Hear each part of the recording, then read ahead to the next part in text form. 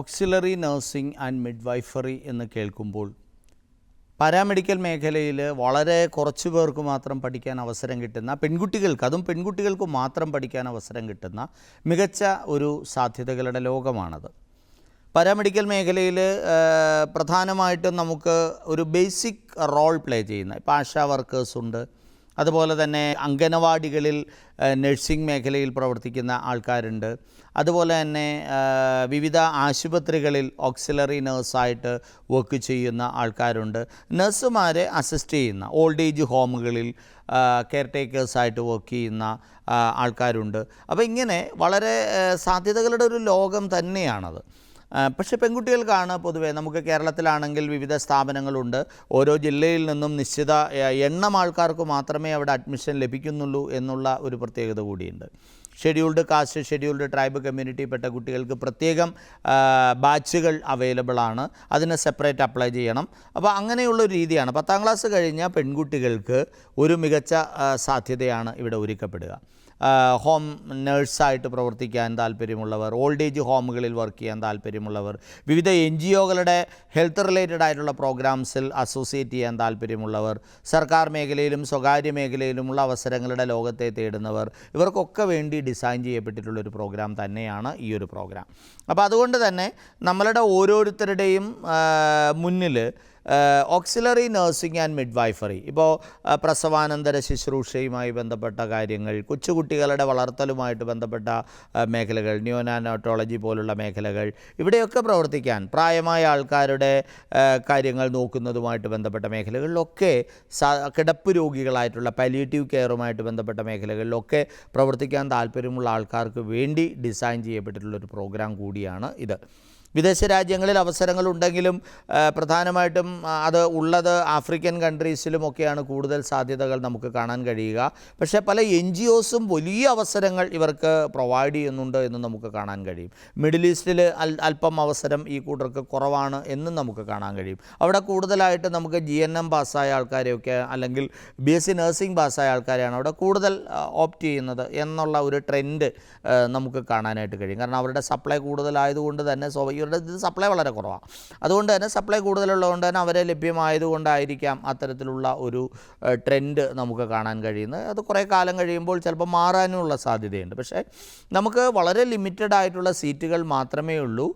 നമ്മുടെ ആരോഗ്യ വകുപ്പാണ് ഈ ഒരു കോഴ്സ് കണ്ടക്ട് ചെയ്യുന്നത്. അതുകൊണ്ട് തന്നെ നിങ്ങൾക്ക് താല്പര്യമുണ്ട് എങ്കിൽ പെൺകുട്ടികൾക്ക് 10ാം ക്ലാസ് കഴിഞ്ഞ സേവന സജ്ജരായ ആരോഗ്യ മേഖലയിൽ പ്രവർത്തനങ്ങൾ നയിക്കാൻ താല്പര്യമുള്ള ആൾക്കാർക്ക് ഓപ്റ്റ് ചെയ്യാവുന്നൊരു മേഖലയാണിത്. സ്കൂളുകളിൽ നഴ്സിംഗ് സ്റ്റേഷനുകൾ ഉണ്ടാകാം. ആ നഴ്സിംഗ് സ്റ്റേഷനുകളിൽ പ്രവർത്തിക്കാനായിട്ട് മെയിൽ ഫീമെയിൽ നഴ്സിംഗ് അസിസ്റ്റൻ്റ് പോലെയുള്ള ആംബുലൻസുകളിലൊക്കെ സപ്പോർട്ടിംഗ് സ്റ്റാഫായിട്ട് പ്രവർത്തിക്കാൻ ആഗ്രഹിക്കുന്ന, വിവിധ NGOകൾക്ക് വേണ്ടിയിട്ടുള്ള പ്രവർത്തനങ്ങളിൽ ഏർപ്പെടാൻ ആഗ്രഹിക്കുന്ന, ഇപ്പോൾ ചില പ്രദേശങ്ങളിലൊക്കെ മലേറിയ വലിയ തോതിൽ പടർന്നു വന്നിരിക്കുന്ന പ്രദേശങ്ങളുണ്ട്. അവിടെയൊക്കെ ഒരു അസിസ്റ്റൻസിന് വേണ്ടി പ്രവർത്തിക്കാൻ ആഗ്രഹിക്കുന്ന ആൾക്കാരുണ്ട്. അതുപോലെ തന്നെ വിദേശ രാജ്യങ്ങളിൽ നിരവധി NGOകൾ ഇത്തരത്തിലുള്ള ഹെൽത്ത് മേഖലയിൽ ധാരാളം പ്രിവെൻഷൻ പ്രോജക്റ്റുകൾ ഏറ്റെടുത്ത് നടത്തുന്നുണ്ട്. ഇത്തരം പ്രോജക്റ്റുകളിലൊക്കെ അസോസിയേറ്റ് ചെയ്യുന്നതിനുള്ള അവസരങ്ങൾ ഓൾഡ് ഏജ് ഹോമിലും, അതുപോലെ തന്നെ പ്രസവവുമായിട്ട് ബന്ധപ്പെട്ട പ്രസവത്തിന് മുമ്പുള്ള പ്രീ നാറ്റലും ഒക്കെ ആയിട്ടുള്ള ട്രീറ്റ്മെൻറ്റുകളും അവരുടെ പരിചരണവുമായിട്ട് ബന്ധപ്പെട്ട, പോസ്റ്റ് നാറ്റലുമായിട്ട് ബന്ധപ്പെട്ട പ്രവർത്തനങ്ങൾ, കൊച്ചുകുട്ടികളുടെ വളർച്ച, അവരുടെ കെയറും ഒക്കെ ആയിട്ട് ബന്ധപ്പെട്ട നിരവധി മേഖലകളിൽ പ്രവർത്തിക്കാൻ താല്പര്യമുള്ള ആൾക്കാർക്ക് വേണ്ടി ഡിസൈൻ ചെയ്യപ്പെട്ടിട്ടുള്ള വളരെ മികച്ച ഒരു പാരാമെഡിക്കൽ സ്ട്രീമിൽപ്പെട്ട ഒരു സർട്ടിഫിക്കേഷൻ പ്രോഗ്രാമാണ് ഈ ഓക്സിലറി നഴ്സിംഗ് ആൻഡ് മിഡ്വൈഫറി എന്ന് പറയുക. ഒരു ഹോസ്പിറ്റലിൽ കിടക്കുന്ന ഒരു രോഗിയുടെ ഓക്സിജൻ, അയാൾക്ക് സിലിണ്ടറിൽ മതിയായ വെള്ളം നിറയ്ക്കേണ്ടതുണ്ടല്ലോ. സ്വാഭാവികമായിട്ടും അത് ആ വെള്ളത്തിലൂടെ കടത്തി വിട്ടിട്ടാണ് ഓക്സിജൻ നമ്മൾ ശ്വസിക്കുക, ഇല്ലെങ്കിൽ അത് ടോക്സിക്കായിട്ട് പോകും. അപ്പോൾ ഈ ലെവല് പ്രോപ്പറാണോ എന്ന് നോക്കുന്നത് അവരാണ്. അതുപോലെ തന്നെ അനാഥരായിട്ടുള്ള കിടപ്പ് രോഗികളായിട്ടുള്ള ആൾക്കാരെ അവരുടെ റുട്ടീൻസ് ചെയ്യുന്നതിന് സഹായിക്കുന്നതും ഒക്കെ ഇത്തരത്തിലുള്ള തൊഴിൽ മേഖലകളിൽ പ്രവർത്തിക്കാൻ ആഗ്രഹിക്കുന്ന, ഹോം നേഴ്സായിട്ട് പ്രവർത്തിക്കാൻ ആഗ്രഹിക്കുന്ന ആൾക്കാർക്കൊക്കെ വലിയ തോതിൽ പ്രയോജനകരമായ മനോഹരമായൊരു കോഴ്സ് കൂടിയാണിത്. വളരെ ചുരുങ്ങിയ ചിലവിൽ പഠിക്കാൻ കഴിയുന്ന, സർക്കാർ സ്ഥാപനത്തിൽ തന്നെ പഠിക്കാൻ കഴിയുന്ന, സാധ്യതകളുടെ വലിയൊരു ലോകം നമുക്ക് മുമ്പിൽ ലഭ്യമാക്കുന്ന ഒരു തൊഴിലിടമാണ് യഥാർത്ഥത്തിൽ ഓക്സിലറി നഴ്സിംഗ് ആൻഡ് മിഡ്വൈഫറി എന്ന് പറയുന്നത്. ഫാസ്റ്റ് മൂവിങ് ആയിട്ടുള്ള നമ്മുടെ ഹെൽത്ത് കെയർ ഇൻഡസ്ട്രീസിൽ, അതുപോലെ തന്നെ എഡ്യൂക്കേഷണൽ ഇൻഡസ്ട്രീസിൽ, എഡ്യൂക്കേഷൻ ഒരു ഇൻഡസ്ട്രി ആയിട്ട്, ഒരു ബ്രാൻഡ് ചെയ്യപ്പെട്ട ഇൻഡസ്ട്രി ആയിട്ട് മാറ്റപ്പെട്ടുകൊണ്ടിരിക്കുന്ന സമയത്ത് അവിടെ നമുക്ക് റെസിഡൻഷ്യൽ സ്കൂളുകളൊക്കെ വലിയ തോതിൽ വന്നുകൊണ്ടിരിക്കുമ്പോൾ അവിടെയൊക്കെ നഴ്സിംഗ് സ്റ്റേഷൻസ് മസ്റ്റാണ്. രാത്രിയിലൊക്കെ കുട്ടികൾക്ക് അസുഖം വരാം, അവർക്ക് അവിടെ പഠിക്കുന്നതിനിടയിൽ എന്തെങ്കിലുമൊക്കെ ചെറിയ ക്ഷീണങ്ങളോ മറ്റസുഖങ്ങളോ ഉണ്ടാകാം. ആ സമയത്തൊക്കെ അവരെ പരിചരിക്കേണ്ടതായിട്ടുണ്ട്.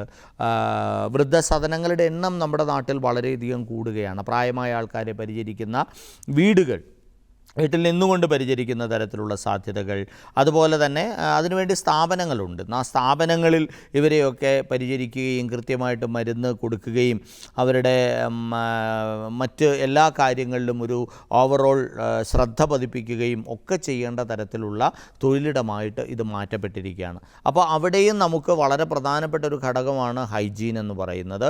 അതുപോലെ തന്നെ മെഡിക്കൽ സെൻസ് വളരെ പ്രധാനപ്പെട്ട ഒരു ഘടകമാണ്. ഫസ്റ്റ് എയ്ഡിനെ കുറിച്ചുള്ള വ്യക്തമായ ധാരണ, കാരണം CPR കൊടുക്കുന്നത് അടക്കമുള്ള ഫസ്റ്റ് എയ്ഡിനെ കുറിച്ച് വ്യക്തമായൊരു ട്രെയിനിങ് അറ്റൻഡ് ചെയ്ത്, അല്ലെങ്കിൽ അതിൽ വ്യക്തമായ ധാരണ ഇതിൻ്റെ കൂട്ടത്തിൽ നമ്മൾ നേടിയെടുക്കേണ്ടതായിട്ടുണ്ട്.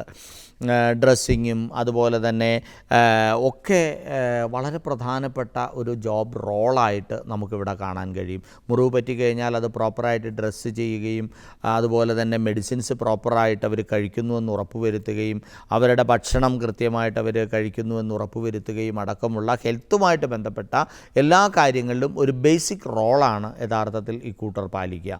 ആ ബേസിക് റോൾ പാലിക്കാനായിട്ട് വലിയ ഒരു പഠന കാലം ഒന്നും നമുക്ക് ആവശ്യവുമില്ല. കേവലം ഒരു 2 വർഷം മാത്രം, ഒരു 10ാം ക്ലാസ് കഴിഞ്ഞ ഒരു പെൺകുട്ടിക്ക് 2 വർഷക്കാലം കമ്മിറ്റഡായിട്ട് നല്ല ഭംഗിയായിട്ട് പഠിക്കാനുള്ളൊരു മനസ്സുണ്ടെങ്കിൽ അവർക്ക് അതിനു വേണ്ടിയിട്ട് ശ്രമം നടത്താം. ആരോഗ്യ വകുപ്പ് വഴിയാണ് അപേക്ഷ സമർപ്പിക്കേണ്ടത്. അത്തരത്തിൽ അപേക്ഷ സമർപ്പിക്കുന്ന സമയത്ത് ഓരോ ജില്ലയിലും പെട്ടവർ അവർ ഏത് ഇൻസ്റ്റിറ്റ്യൂട്ടിലേക്കാണ് അവർക്ക് സീറ്റ് അലോക്കേഷൻ ഉള്ളതെന്നും മനസ്സിലാക്കിക്കൊണ്ട് ആ ഇൻസ്റ്റിറ്റ്യൂട്ടിലേക്കായിരിക്കണം അപേക്ഷ സമർപ്പിക്കേണ്ടത്.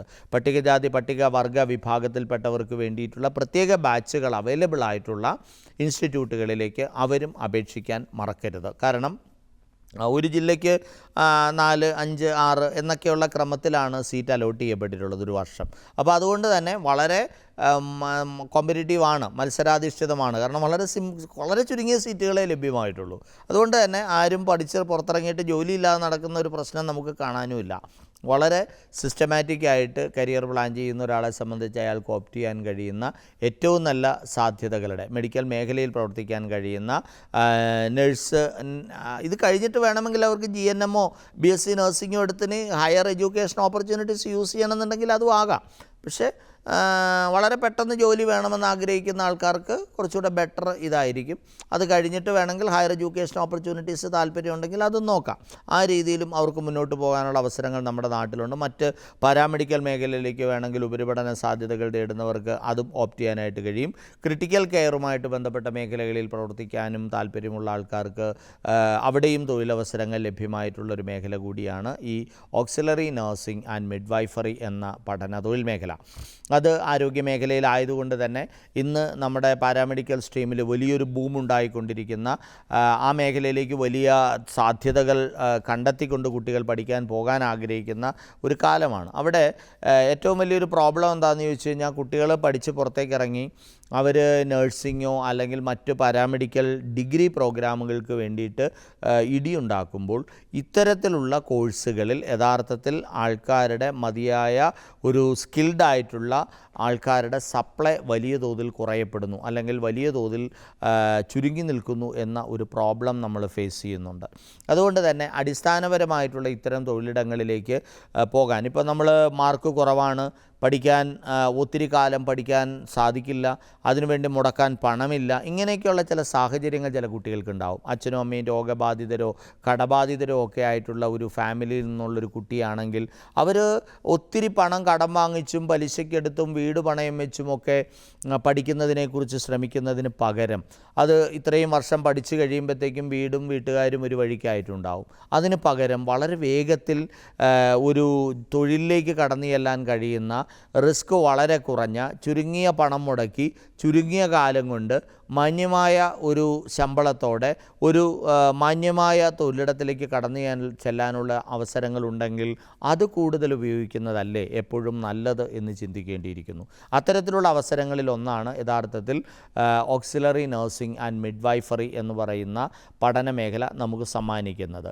അത് നമ്മുടെ നാട്ടിൽ ഒരു പ്രായമായ ആൾക്കാരെ പരിചരിക്കുന്നതും കിടപ്പ് രോഗികളായിട്ടുള്ള ആൾക്കാരെ പരിചരിക്കുന്നതും ആശുപത്രിയിൽ അഡ്മിറ്റായിട്ടുള്ള ആൾക്കാരെ പരിചരിക്കുന്നതും വൃദ്ധരായിട്ടുള്ള ആൾക്കാർക്കൊപ്പം തന്നെ ഗർഭിണികളായിട്ടുള്ള ആൾക്കാരെ, പ്രസവിച്ച കുട്ടികളെ, മാതാപിതാക്കളെ ഒക്കെ പരിചരിക്കുന്നതുമായി ബന്ധപ്പെട്ട വലിയ ഒരു സാധ്യതയുടെ ലോകം തന്നെയാണ് യഥാർത്ഥത്തിൽ ഓക്സിലറി നഴ്സിംഗ് ആൻഡ് മിഡ്വൈഫറി നമുക്ക് മുമ്പിൽ തുറന്നു തരുന്നത്. മെഡിക്കൽ മേഖലയിലേക്കുള്ള മറ്റൊരു പ്രവേശന കവാടം എന്ന് വേണമെങ്കിൽ, മെഡിക്കൽ തൊഴിലിടത്തിലേക്കുള്ള മറ്റൊരു പ്രവേശന കവാടം എന്ന് വേണമെങ്കിൽ നമുക്ക് വിശേഷിപ്പിക്കാൻ കഴിയുന്നൊരു മേഖലയാണ് യഥാർത്ഥത്തിൽ ഈ ഒരു പഠന തൊഴിൽ മേഖല.